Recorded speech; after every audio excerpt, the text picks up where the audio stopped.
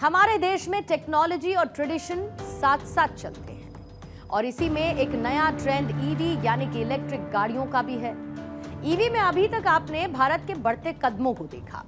EV के फायदे यहां तक सीमित नहीं है, क्योंकि जिन देशों में पर्यावरण एक इंपॉर्टेंट डिस्कशन पॉइंट है, वहां ईवी की गाड़ियां संजीवनी जैसा काम करती हैं। ऐसा ही कुछ दिल्ली एनसीआर में भी आने वाले वक्त में आपको देखने को मिलेगा।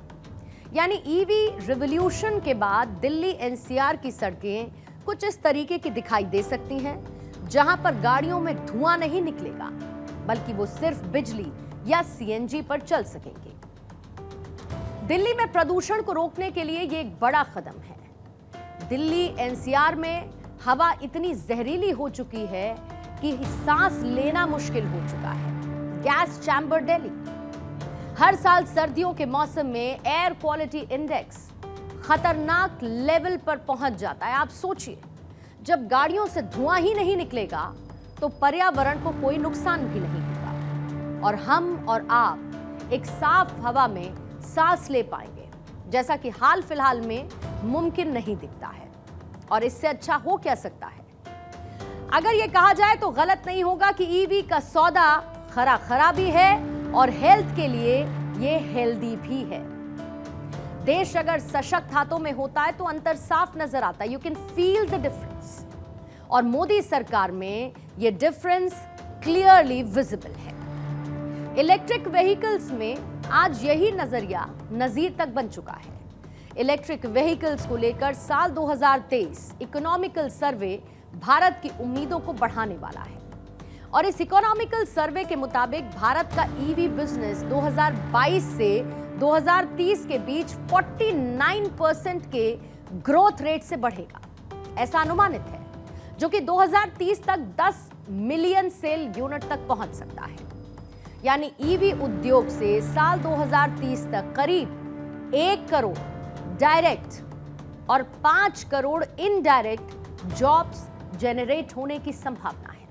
ब्लूमबर्ग की रिपोर्ट यह कहती है कि साल 2030 तक भारत ईवी बिक्री में दुनिया का तीसरा सबसे बड़ा बाजार होगा। तो स्वदेशी अपनाओ, टैरिफ हराओ के अभियान में जुटा हुआ भारत चीन की तरह ही बैटरी मैन्युफैक्चरिंग और रिसर्च पर जोर दे रहा है। खुद इंटरनेशनल कंपनीज भी भारत में अपना भविष्य तलाश रही हैं, क्योंकि देश विदेश की कंपनीज ईवी प्रोडक्शन हब बनाने में इन्वेस्ट कर रही हैं, जिसमें हुंडई, किया, टाटा, महिंद्रा, सुजुकी जैसे बड़े बड़े नाम शामिल हैं। वो दिन अब बीत गए जब भारत बैक बेंचर कहलाता था। भारत अब ईवी की रेस का पिछलग्गू नहीं बल्कि लीडर है। चार्जिंग स्टेशन से लेकर बैटरी निर्माण और ग्लोबल एक्सपोर्ट तक, यह है न्यू इंडिया की हरित क्रांति और ई विटारा इसका पहला पड़ाव है। भारत में एलॉन मस्क की टेस्ला ने भी अब दस्तक दे दी है और अभी भी मस्क की टेस्ला एक स्टेटस सिंबल के तौर पर देखी जाती है। लेकिन इतना भी तय है कि आने वाले वक्त में मस्क की टेस्ला को अगर किसी से सबसे बड़ी टक्कर मिलने वाली है तो वो खुद मेड इन इंडिया कार होगी। भारत में बनाई जा रही इलेक्ट्रिक व्हीकल न सिर्फ आम लोगों के ईवी वाले सपने को पूरा करने वाली है, बल्कि एक किफायती भी है। यानी एक बार चार्जिंग में Maruti Vitara electronic car 500 kilometre तक दौड़ लगा सकती है और वो भी बिना रुके, बिना थके। साल 1958 में एक फिल्म आई थी, चलती का नाम गाड़ी। लेकिन हमारा दावा है कि अगर इस फिल्म को आज के जमाने में बनाया जाता तो इसका नाम कुछ और होता। शायद नाम यह भी हो सकता था कि जो दुनिया भर में दौड़ रही है वही है मेड इन इंडिया गाड़ी। क्योंकि साल 2023-24 में भारत में कार निर्यात का जो आंकड़ा 45 लाख गाड़ियों का था, वो अब बढ़कर 2024-25 में 50,98,000 गाड़ियों का हो चुका है। And we know this is not the and.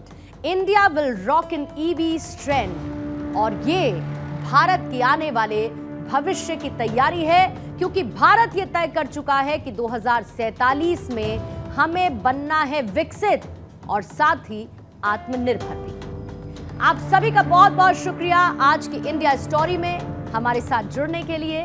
वक्त एक छोटे से ब्रेक का है।